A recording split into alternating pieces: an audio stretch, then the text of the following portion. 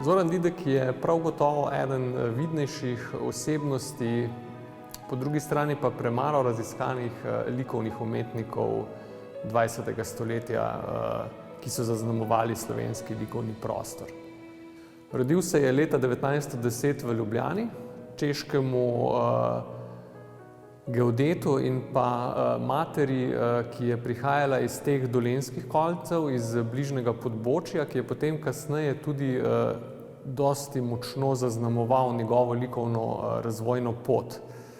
Po končani srednji šoli se Didek vpiše in naredi sprejemne izpite na Likovni akademiji v Zagrebu, kjer začne s šolanjem leta 1928. Likovna akademija v Zagrebu je bila izjemno pomembna za razvoj slovenske likovne umetnosti med obema vojnama. In ravno v letošnjem letu Galerija Božidar Jakac skupaj z Moderno galerijo v Zagrebu pripravlja en velik razstavni projekt, ki ga bomo spomladi najprej odprli v Moderni galeriji v Zagrebu, potem jeseni pa še v Galeriji Božidar Jakac, kjer bomo pravzaprav pokazali te vplive Zagrebške akademije na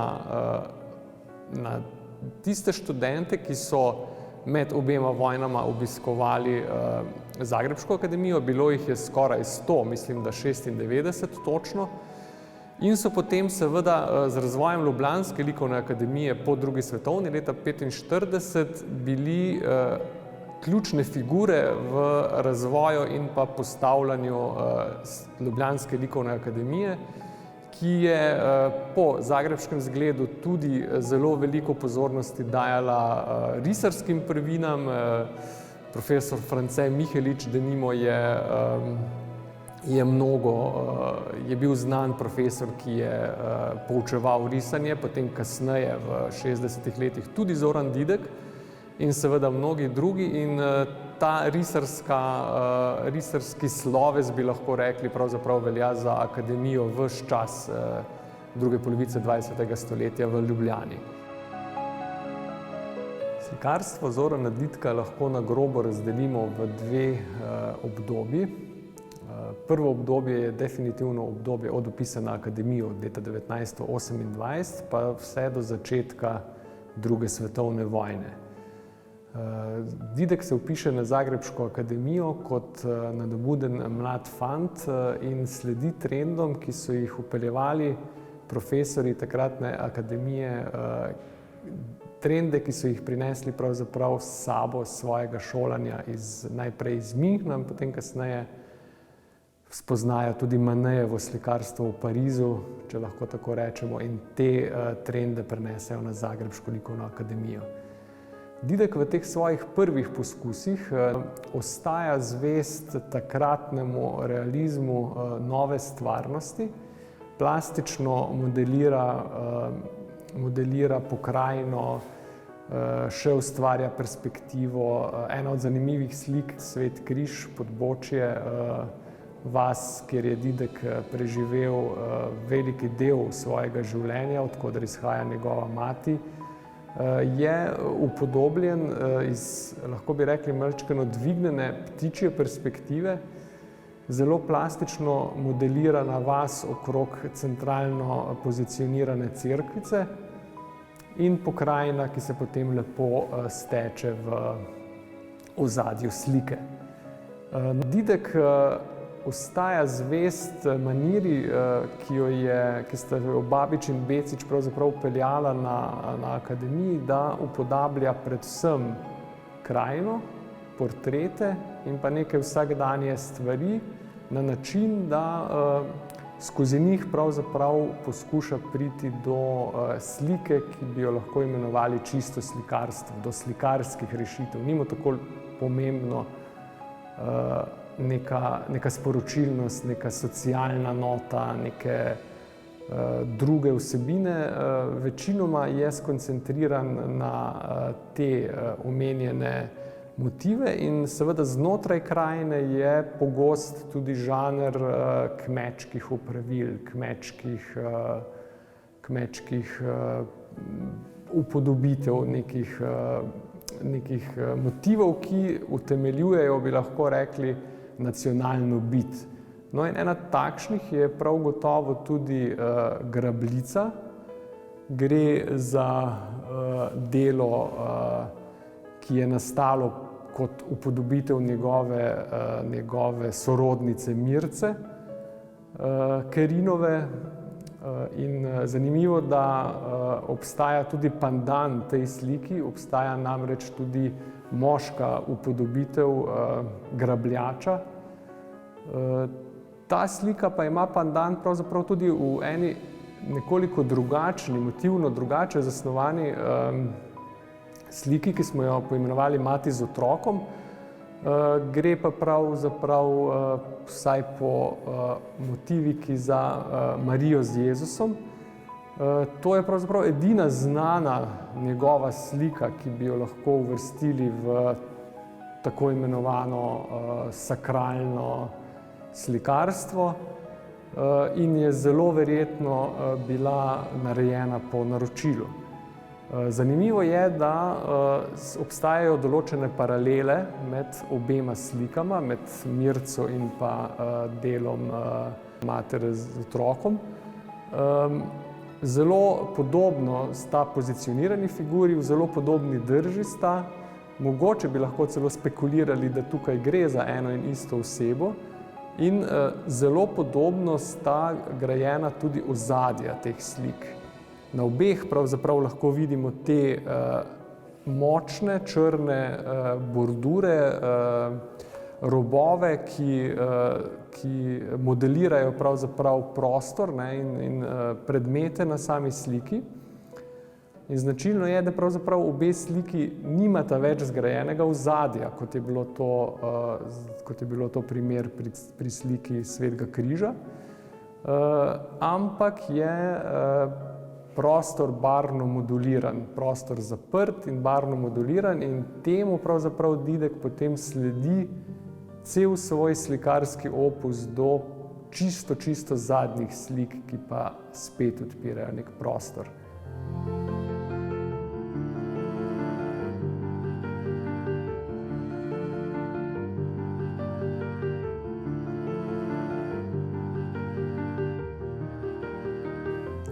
Didek je poleg ostalih motivov izvedel zelo veliko avtoportretov v različnih oblikah in pa v tem predvojnem času tudi kar nekaj portretov.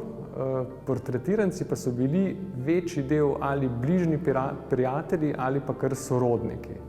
No, tukaj za mano je ena bolj značilnih njegovih portretov, o kateri se je razpisala tudi znamenita umetnostna zgodovinarka Špelca Čopič. Portret njegove žene, ki je nastal leta 1934, torej v letu, ko Didek konča akademijo v Zagrebu. Prav tako jo seveda konča soproga Smiljana Ivančič, sošolka Didkova, ena prvih pravzaprav žensk, ki je diplomirala takrat na Zagrebški akademiji. In ta portret je narejen še v tej hitri maniri Pecičeve poteze z dolgimi potezami Čopiča, vehementno, hitro. Ujel je razpoloženje portretiranke v njej. Istega leta nastane tudi manjši portret njegovega brata, inženirja Josipa Didka. Brata, ki je bil 7 let mlajši od Zorana in s katerim sta si bila pravzaprav zelo blizu. Saj Zoran Didek potem, ko po drugi svetovni vojni pride nazaj v Slovenijo, zelo veliko sodeluje z bratom pri raznoraznih drugih projektih, ne toliko slikarskih, brat je namreč bil arhitekt, najprej pri izgradnji novih domov po Kozjanskem, pa potem po raznoraznih industrijskih objektih, vse posod po Sloveniji, tukaj tudi na bližnjem Brniku sta sodelovala, ki je tudi narejen še v tej maniri poteze, ne toliko močnih nanosov v barv, kot je mogoče potem to videti v portretu Nade Grabrijan, ki je nastal leta 1940 v Sarajevu, soproge znanega arhitekta Dušana Grabrijana, s katerim se je Didek v Sarajevu zelo veliko družil. Imeli so eno skupino okrog Slovencev, s katerimi so se v tistih letih pred prvo in pa seveda prva leta druge svetovne vojne tudi dobivali v Sarajevo, se družili in seveda je Grabrijan tudi eden od tistih, ki Ditka vpelje v polje arhitekture, mu razlaga, odpira razne teorije, zgodovinski pogled na arhitekturo in tako naprej. In tudi on je eden od pomembnih figur Ditkovega ustvarjalnega opusa, ne toliko tega slikarskega, ampak bolj tega oblikovalnega. Kajti po drugi svetovni vojni Didek sodeluje tudi pri urejanju monografije Dušana Grabrijana.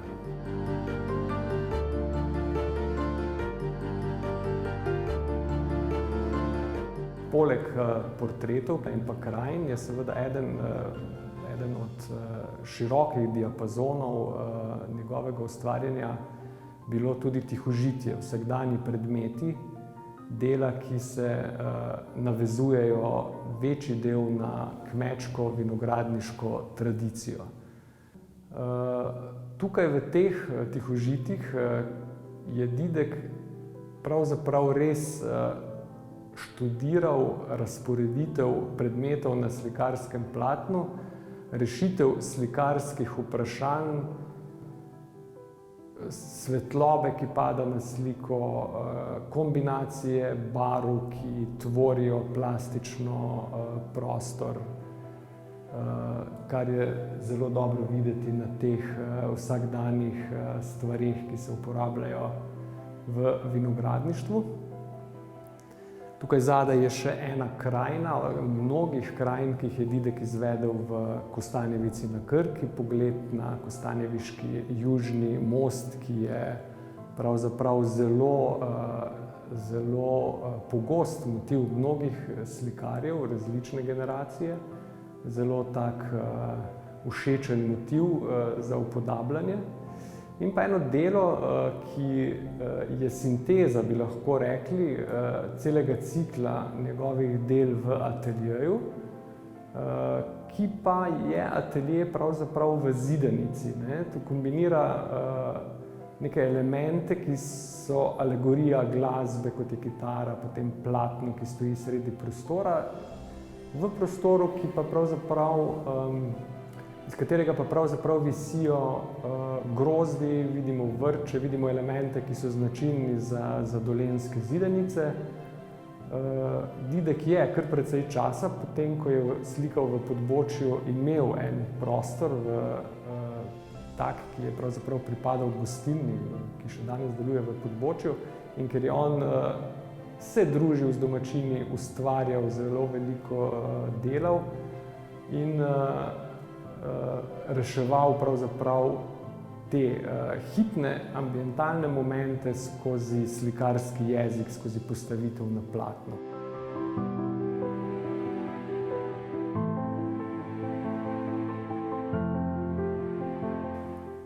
Tretja, zelo pomemben element, ki ga tukaj lahko nekoliko sicer bolj kompleksno tudi najdemo, je portret, avtoportret, namreč na delu vidimo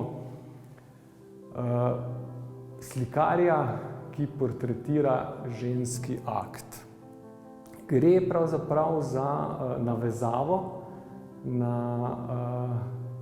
znano Picassovo delo, Sence z naslovom. Picasso je bil eden tistih, ki je Ditka pravzaprav zelo inspiriral že za časa študija, pa ne samo Ditka, pravzaprav vse takratne študente Zagrebške akademije. Je pa seveda že Picasso to delo referiral na znanega slikarja Vermeerja.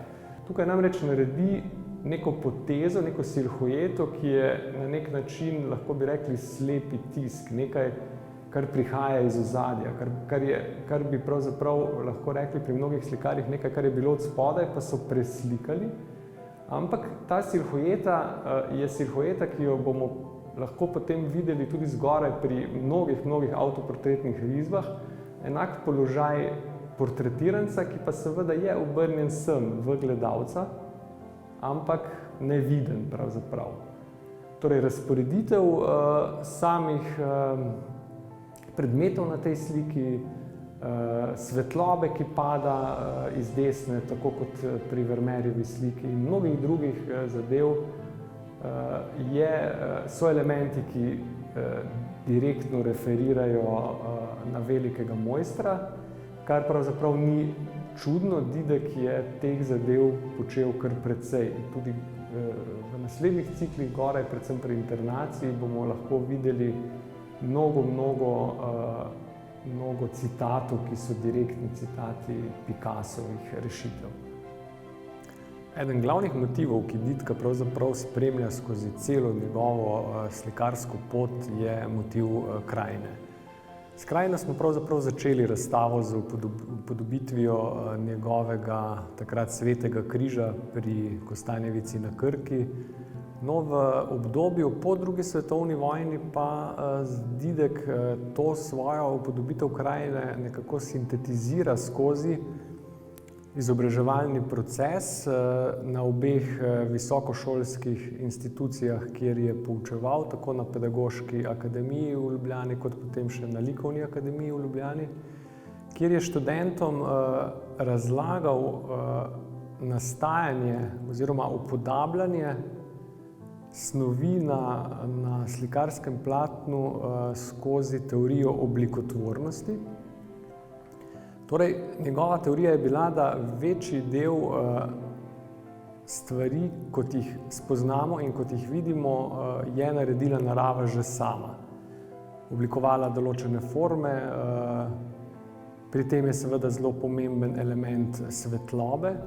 In tako v bistvu skozi te krajine vidimo, kako je Zoran Didek ves čas sledil trendom razvoja evropske likovne umetnosti in kako je eden redkih pravzaprav iz te generacije potem prešel v nekem obdobju tudi v čisto abstrakcijo, v abstrakcijo geometrijskih oblik, ki jo je izražal največkrat skozi upodobitev bodisi lesenega mostu v Podbočju ali Kostanjevici, reke Krke, narave, svetlobe, ki pronica skozi drevesa, te odbleske pravzaprav, ki nastajajo na zeleni, smaragdno-zeleni reki Krki.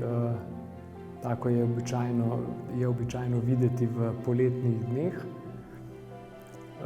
In teh serij, teh abstraktnih del je nastalo takrat kar precej. Didek se je potem, ko se je ustalil na akademiji, postal zelo popularen profesor pravzaprav.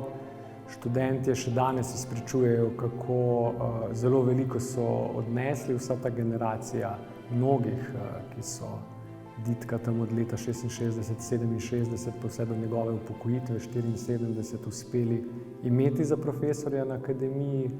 Prav antologijske pravzaprav so postale upodobitve teh slikarskih predmetov oziroma ponazoritev perspektive zlatega reza, struktur, ki jih najdemo v naravi, ki jih je Didek s kredo izvedel na šolsko tablo in so jo potem med odmori, vsaj tako je bilo slišati, hodili gledati tudi drugi znani profesorji.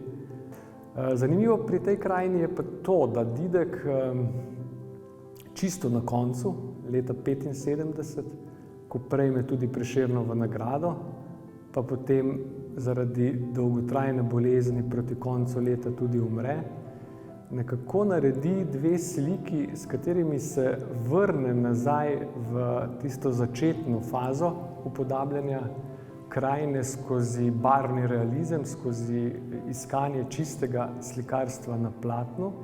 In ena je prav ta njegova slika, kjer je v bistvu jasno razmejeno to polje svetlobe zgoraj in pa teh tisočerih nijans zelene barve, zelene, ki je tako značilna za njegovo dolenjsko pokrajino. Znano je, da je profesor Babič, ki je tudi gradil upodobitve Hrvatskega Zagorja na način, da je utemeljeval nacionalno hrvaško bit skozi svoje slikarstvo, in to predajal svojim študentom takrat na akademiji ob neki priložnosti, ko je Didek interpretiral pokrajine tukaj okrog Bočja in izvedel eno sliko, ki je izjemno zelena. Rekel, ja, težka je ta vaša dolenjska pokrajina, vse je zeleno v zelenem.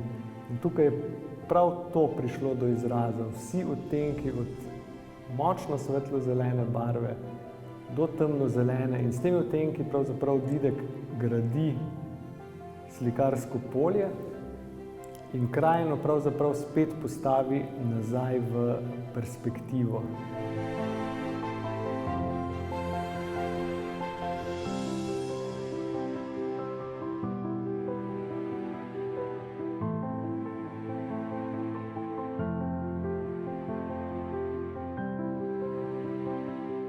Črta in barva sta bili osnovni orodji izražanja Zorana Didka. Po pričevanju mnogih je Zoran Didek skoraj da brez prestanka kar naprej risal, delal skice, ustvarjal na vse možne podloge, od papirja do ovitka cigaretnih škatlic, tudi nekaj takih risb imamo, do prijavnic za izpite študentov, tudi kar nekaj takih risb imamo v našem fondu.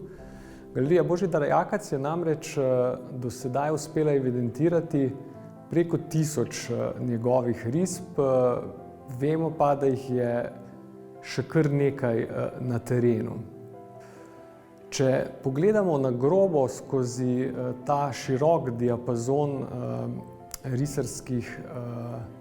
risarskih form, ki so nastajale na različnih formatih z vsemi možnimi pisali, od tuša do kemičnega svinčnika, navadnega svinčnika, tempere, pravzaprav vseh pisal, s katerimi se je dalo pustiti sled na papirju. Če izluščimo nekaj najpomembnejših motivov, lahko prav gotovo omenimo tukaj v prvi vrsti upodobitve samega sebe, njegove avtoportrete, ki jih je res mnogo in ki izžarevajo tudi ta njegov študijski pristop k sami materiji. Torej, lahko govorimo o portretu, ki je kubistično zasnovan, sestavljen iz različnih geometrijskih oblik, lahko govorimo o hipnem krokiju, lahko govorimo o izredno precizni risbi, zgolj silhuete, ki nekako riše podobo na prazen papir, v prazen prostor.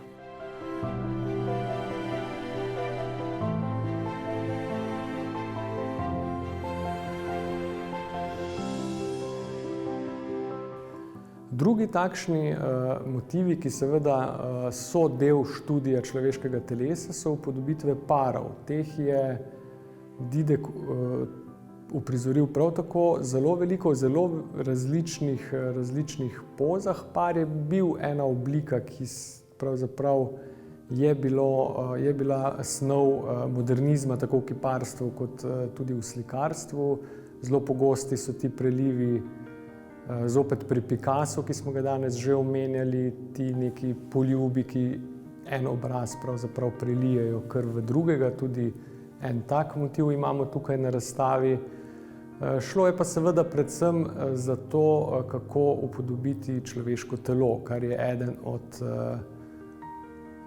prastarih vprašanj pravzaprav slikarstva samega.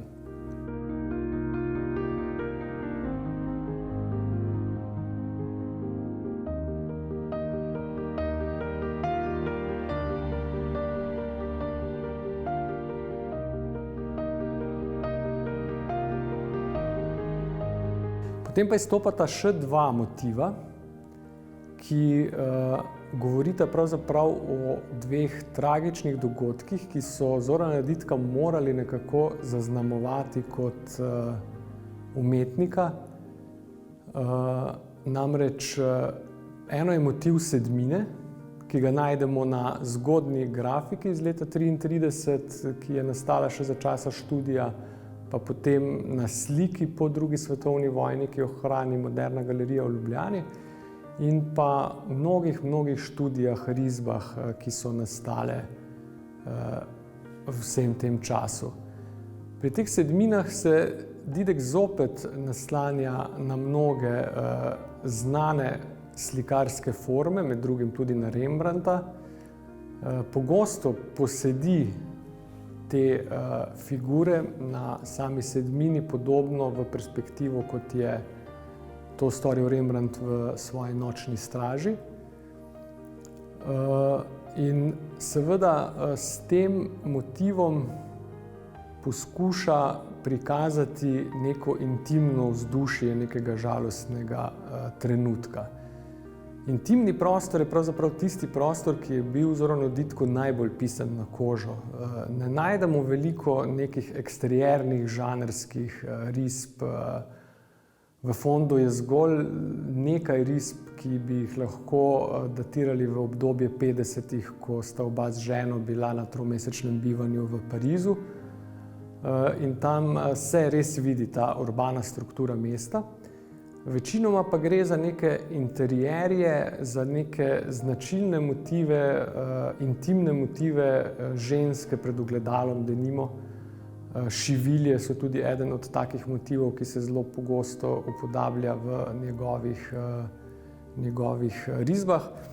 In pa motiv, ki smo ga nekako povezali s kopicami sena. Te kopice sena so neko tako varno zavetje, ki ga je Didek uporabil in tja umestil bodisi pare, bodisi skozi to kopico pravzaprav samo v ozadju nekako dal slutiti plastičnost terena, področja, kjer je upodabljal tovrstne motive, kar je spet bilo v veliki večini okrog tega njegovega podbočja.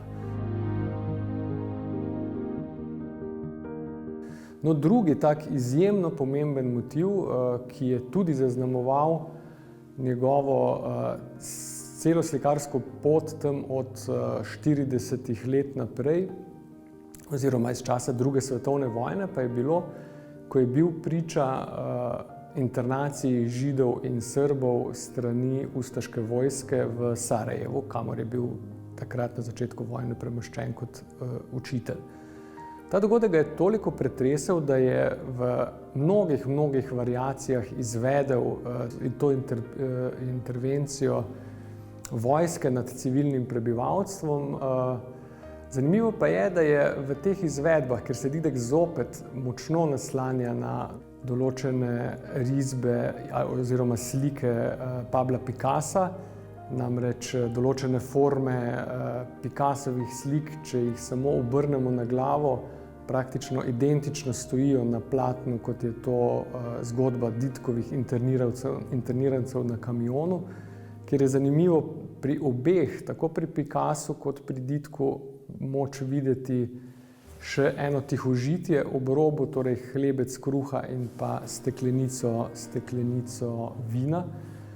Torej ta dogodek teh internirancev ga je toliko pretresel, da je potem parafraziral pravzaprav skozi to tudi svojo precej žalostno, bi lahko rekli, ali pa življenjsko zelo naporno obdobje po drugi svetovni vojni, ko tedanja oblast kar precej pritiska nanj in tako naprej.